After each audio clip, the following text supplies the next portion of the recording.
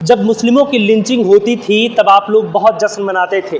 जब पूरे देश में हिंदू मुस्लिम किया जाता था तो आप अपनी छाती चौड़ी कर लेते थे और पीठ थपथपाते थे। इस बात की खुशी होती थी आप लोगों को कि चलिए कोई दरिंदा मारा जा रहा है। लेकिन एक लाइनें हैं मैं आपके सामने रखना चाहता हूँ कि लगेगी आग तो आएंगे कई घर जद में, यहाँ अकेले हमारा मकान थोड़ी है। ये नफरत की जो आग है अब इतनी बढ़ चुकी है कि अब ना हिंदू देख रही है ना मुसलमान देख रही है। भारतीय जनता पार्टी के कार्यकर्ताओं ने एक पत्रकार को इतनी बेरहमी से पीटा जिसका कोई जवाब नहीं। अभी आप हमारे बगल में तस्वीरें देख रहे हैं जिसमें एक पत्रकार न्याय की गुहार लगा रहा है।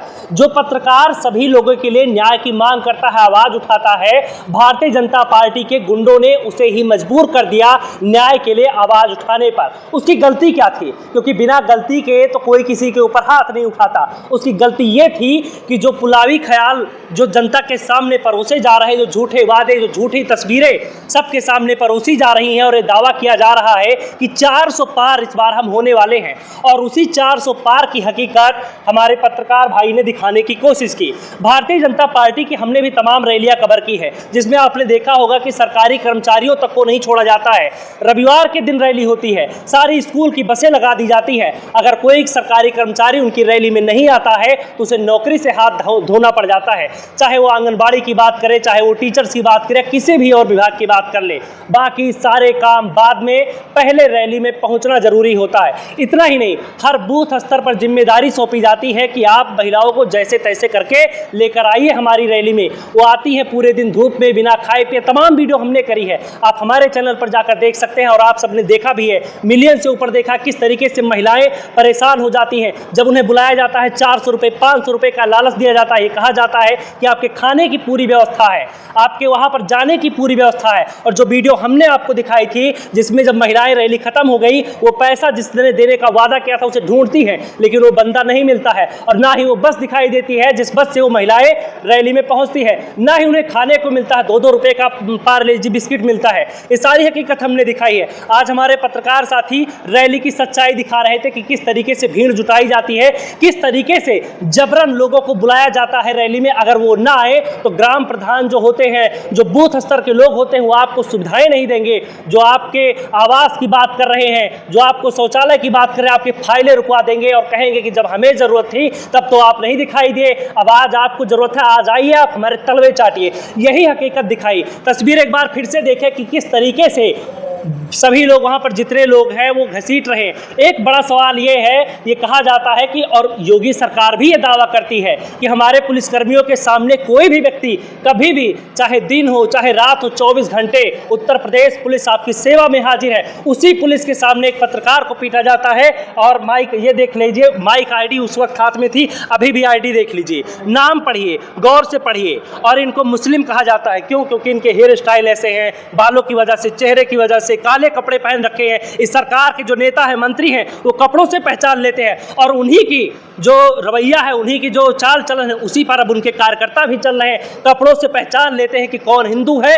और कौन मुसलमान है, किसके अंदर जहर भरा हुआ है और कौन पाक पाकीजा है। बिल्कुल उसी तरीके से जैसे बड़े बड़े नेता और मंत्री पहचानते हैं कपड़ों से, जो कार्यकर्ता थे वो पहचान गए कि ये मुस्लिम है। आईडी कार्ड पे नजर नहीं गई, उनमें से तमाम लोगों की आंखें रही होंगी, सब कुछ देखा होगा, लेकिन ये नहीं देखा कि देखे त्रिवेदी साहब है। ब्राह्मण जी पीटे जा रहे हैं भारतीय जनता पार्टी में, ब्राह्मणों की बात करती है, मुसलमानों को तो वे पिटवा ही रही है, तमाम सारे लोगों की लिंचिंग होती है, तमाम ऐसे साधु संत पीटे जाते हैं। अभी देखिए पत्रकार भी पीटा जा रहा है। गलती में है जितनी है कि उसने सच्चाई दिखाई, तो दिखाई कैसे, हिम्मत कैसे हुई कि उसने बताया कि यहाँ पर महिलाएं 100-100 रुपये में आई हैं, और हिम्मत कैसे हुई उन महिलाओं की कि वो बोल दे कि वो 100 रुपये में यहाँ पर बुलाई गई हैं, उन्हें जबरन लाया गया है। 100-100 रुपये, सोचिए कि ये दावा करते हैं गरीबी खत्म हो गई है, सब कुछ चंगा हो गया है, लेकिन जो महिलाएं 100 रुपये पर रैली में आ रही हैं, पूरा दिन अपना खपा रही हैं, सोचिए कि उनकी माली हालत क्या होगी। क्या आप 100 रुपये के लिए पूरे दिन के लिए कहीं जाएंगे, किसी के साथ या किसी के काम के लिए? नहीं जाएंगे।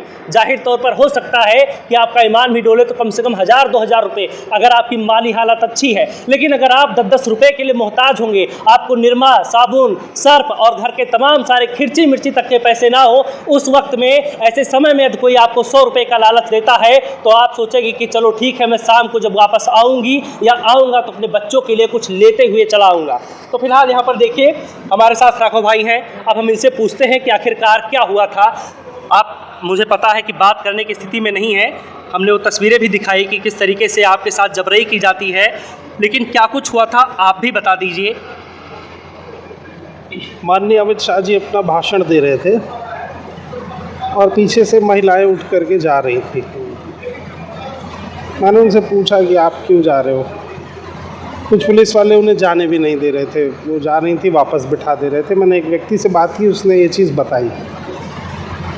कुछ महिलाओं ने मुझसे बाहर कहा था कि प्रधान जी गाड़ी करा के लाए हैं और बोले हैं 100 रुपये देंगे। मैंने इस चीज़ को अंदर वेरीफाई करना चाहा, कुछ पदाधिकारियों से पूछा कि मुझे ऐसा ऐसा पता चला है। तो उन्होंने कहा कहाँ से। मैंने कहा ऐसे महिलाएं बोल रही थी और मेरे पास वो क्लिप भी है। तो जैसे ही मैंने क्लिप की बात की तो उन्होंने मुझसे बड़ा स्नेह, मतलब बड़े अच्छे से कहा कि आप किनारे आ जाइए, हम आपको भी बताते हैं।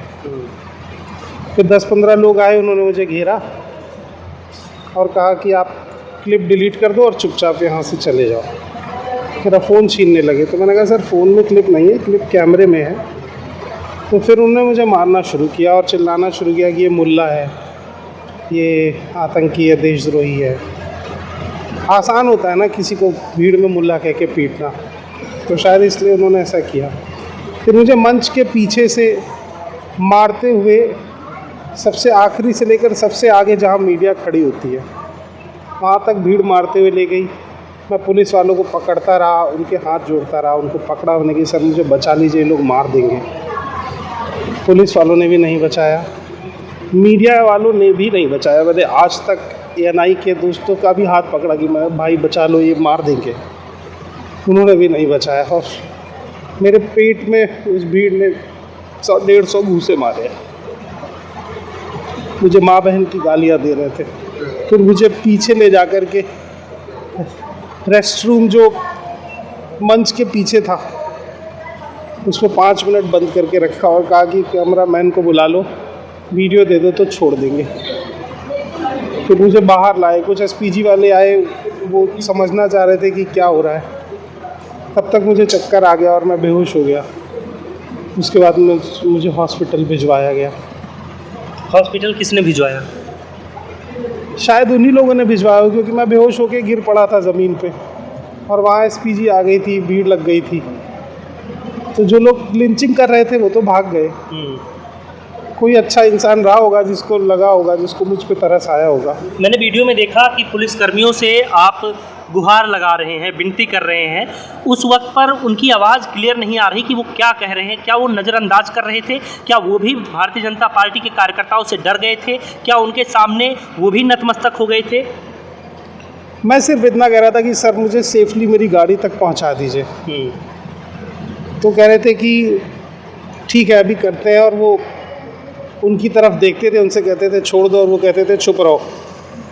पुलिस चुप हो जाती थी और वो फिर मारते थे। यानी कि हम ये कह सकते हैं कि भगवा के सामने खाकी वर्दी भी कमज़ोर पड़ गई।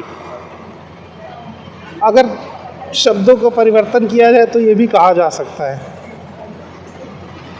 लेकिन एक तरफ अमित शाह भाषण दे रहे थे और एक तरफ मुझे पीटा जा रहा था।